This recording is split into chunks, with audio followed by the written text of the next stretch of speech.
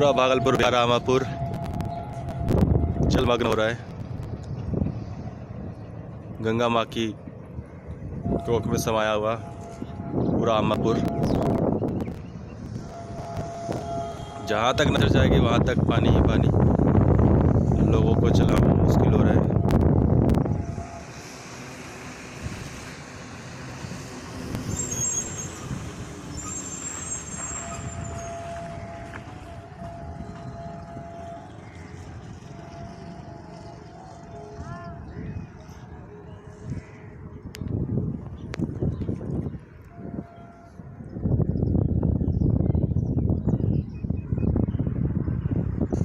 लोगों के घर डूब गए हैं।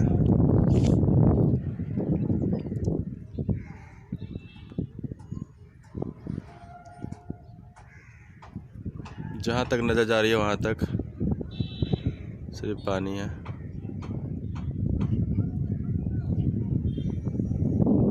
वहाँ रेलवे फाटक है,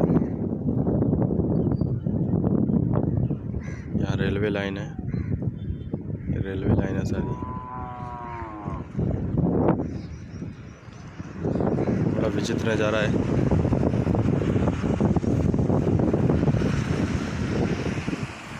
लोगों का सरवाइव करना बड़ा मुश्किल हो रहा है।